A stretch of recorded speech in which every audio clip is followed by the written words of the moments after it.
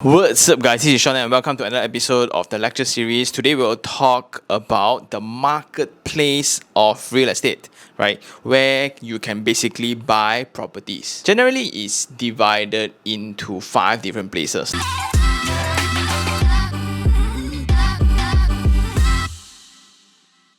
These episodes are also a joint collaboration with the team in The Makeover Guys. Yeah, because I also work there lah. Anyway, please enjoy. Number 1 would be the government bodies.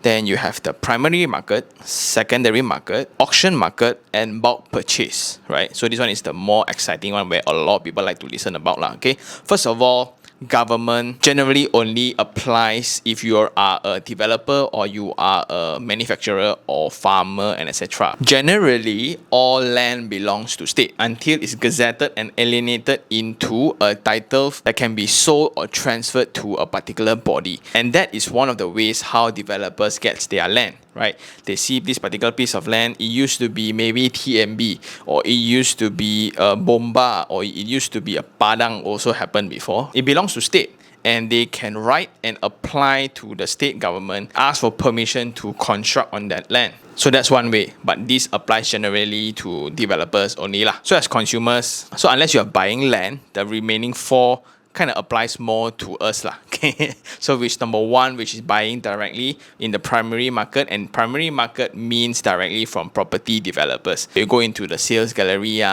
you buy from a particular brand or whatsoever. So those are primary market. And buying directly from developers, the benefit is that it's way more affordable, less intensive in terms of capital outlay. I don't need as much cash, right? Now generally you can see like 500 ringgit also you can book a unit already, as long as you can afford the loan you can get the loan approved. Then 500 ringgit, you don't have to pay anything else. So good. And buying directly from developers does not necessarily mean that it's going to be a project in the future, and those are terms called completed unsold projects, where it means the developer has completed the entire block, but they are still like maybe 5% or 3% of units they are not sold. You can directly buy from the developer as well, right? So these are the period where you get to enjoy both sale and primary market benefits. You get to enjoy all the promotion. Usually developers will give you more promotion in terms of free stamp duty lah, free legal fees lah, free SPA lah, free loan disbursement lah, free furniture lah, free cabinet lah, free whatever, free MOT, free lah,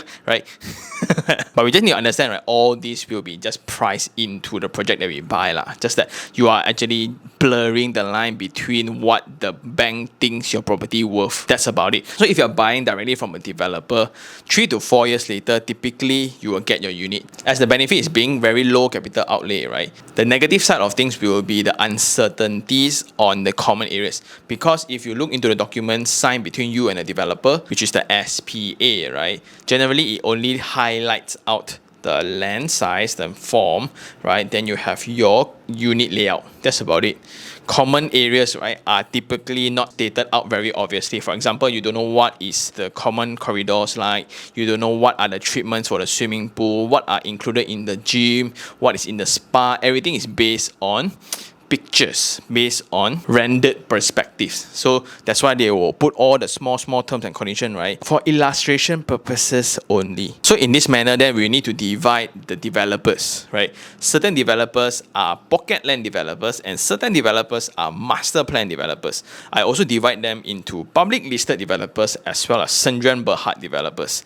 The main difference is their attitude towards branding. Let's say if you get a unit today, you complain to a prestigious brand that is public listed, they worried that their brand get tarnished by a simple mistake done by the contractor, right? They will do whatever it takes to help you. But if you're buying from a Sendirian Berhad, smaller developer which is very far away, and you complain, right? You know what? This is my only project. You like it, you take it. You don't want, I don't care. So there's no branding involved. Unfortunately, the treatments that you get as a customer then will be reflected in that manner as well. But usually the pricing for these developers will have a difference as well, where you need to pay for all the governance, you need to pay for all the customer service and processes and branding lah. Because the benefit of having a property developers that has many past projects, you get to evaluate the quality, the build conditions, the treatments for their previous projects. So generally, if you look into, for example, EcoWorld ke, SP Setia ke, Sunway ke, Gamuda ke, you can roughly guess their treatments to their common areas, especially the facility deck, where the types of landscape, the swimming pool treatments, and because their bank of data are just a lot, they have done the same product again and again and again and again, right? Their processes are pretty refined, and usually the complaints are usually the same old spots lah. And next we will go to the second marketplace, which is sales, secondary market. It means you buy directly from a owner. So let's say I buy from the developer, 3 years later I sell to this fleur. It's a sale to him. And in this process, the cons is you need to have a lot of capital outlay. Generally, in my calculation, is around 17 to 18%. A 500,000 property generally requires 90,000 in terms of capital outlay, right? So that differs from the down payment, then agent fees, then valuation fee, then bank fees, then documentation fees, administration fee, lawyer again another fee. All is around 18%. But the benefit is you get to see the exact unit. I get to visit the unit where the exact view I will get, the exact height, the exact condition of the common areas, the road circulations, the surrounding and all. Because sometimes when you buy out of plan, you don't get to gauge the neighbor, like who are they and what's the neighboring lands like. Maybe it's a sewage treatment plant, you don't know, right? But when you buy off sub-sale properties, not only you get certainty on the surrounding, you get a certainty of the rental performance as well. And that becomes a favorite for property investors, especially for those that are more conservative. This type of property allows me to gauge the property returns before I buy, right? Let's say you want to sell me 500,000, I already know that the rental price is 1,008. Then I'll calculate my monthly installment payments, whether it can break even or there's positive or negative and things like that. So for certainty wise, sub-sale products, secondary market wise, it's a very, very good option for investment, especially if you like certainty. Unfortunately, because of the nature of heavy capital outlay, a lot of youngsters cannot afford, right? First time home buyers, generally when I'm 25 to 28, right, I have credibility but I got no money. So a lot of people go to primary market, which is the developers. That's why sub-sale markets will always be slow when property market is actually booming, just because of the nature that not a lot of people can come up with that kind of money. Third of all, auction market, right? I've done a whole episode of auction market. I'll just put the link around here, right? You can just go click that. And basically, auction markets are an outcome when people cannot afford to pay their money installments for more than 3 months, right? So for example, I cannot make the payments for my monthly installments in 3 months time. I'll get the pink letter from the bank telling that, okay, now your unit will be auctioned, and people will then go and auction and buy off your house lah. So the benefit of auction market is that it's the most genuine market, right? There's no fluff. It means that there's no promotion or whatsoever. You get basically prices below market. Well, it's provided at that scale first. So when people bid, especially for products that are in demand, right, sometimes auction market price can outperform sub-sale market price, right? And last of all, bulk purchase. The scenario of bulk purchasing comes about, I think, when I was 21. It was like around 10-12 years ago, and it happens in several manners. Scenario 1, a developer launched the product, right? And in 3 years time, the product still cannot sell. Maybe in 3 years time, they only sell 20%, left 80% for sale, and it's going to be a tough time for the developer. So they need to clear off the products, right? But I cannot throw out too much discount to the extent that it offends the initial buyers. Like, these 20% are the buyers that trust me and they buy my product once it's launched, thinking that it's going to be the cheapest, it's going to be valuable, but the remaining 80% is the result of my poorly priced project. So what can I do as a developer is to go underground. So this underground is when I deal with property bulk purchases, where these are the people that take up maybe 50 units, 100 units. And when you buy things in bulk, they get bigger discounts, right? And after this kind of scenario happens, it forms a profession of the property speakers, or more well-known as property gurus. These gurus then will host events, right? Teaching people how to invest, why must invest now. Very, very important to create that sense of urgency.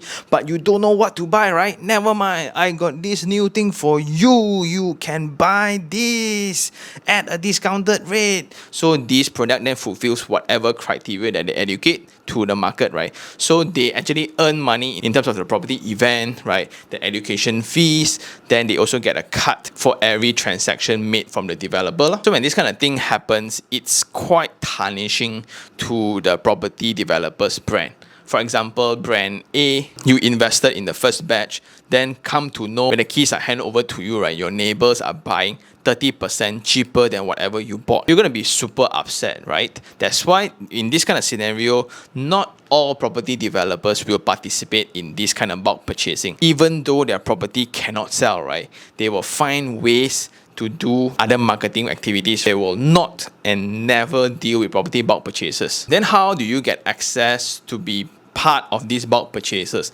So conventionally, it was done via family and friends, right? Like one person I buy, I think very good. I call my father, call my uncle, call my sister, call my brother, call my cousin's sister, call his friend, his girlfriend, friend, whoever, all come together, all buy together.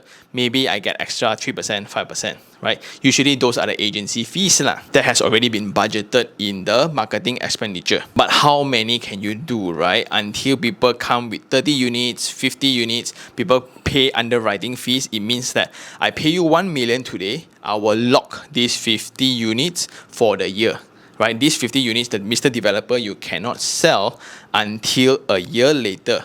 So all these are up for me to sell slowly. So I will know that the stocks are guaranteed there for me. So this is another format of agreement between developers and agencies especially. And coming back, how do you get into this kind of deals?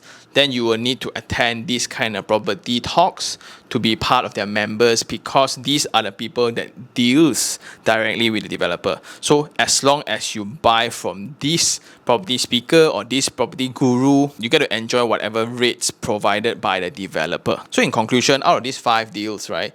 Government, primary market, secondary market, auction market, and bulk purchase. Personally, I have participated into 4 of them. So I have not bought an auction unit before, but I used to mingle around auction halls. So that's quite cool as well. So back then when I was working with a developer, we directly JV with landowners, and sometimes those landowners are government agencies, right? So I bought new properties as well. I bought a sub-sale property for my very first property.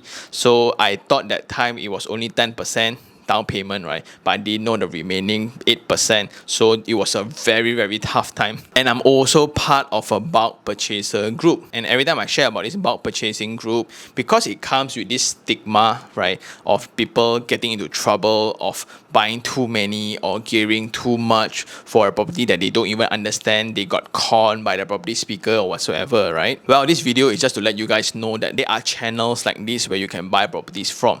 And guess what? The property deals there are going to be way cheaper just because of the nature of bulk purchasing. If I'm going to buy a container of cameras, it's going to be cheaper than you walking into the retail store buying off from Canon. And for the past several years, I have been buying new properties directly from property developers and from the bulk purchase group. Just because these developers will never ever participate in this bulk purchasing group because as an investor, I only want to buy the cheapest price one, right? So I think that's all for this episode. Thank you very much for watching. See you on the next chapter. Ciao.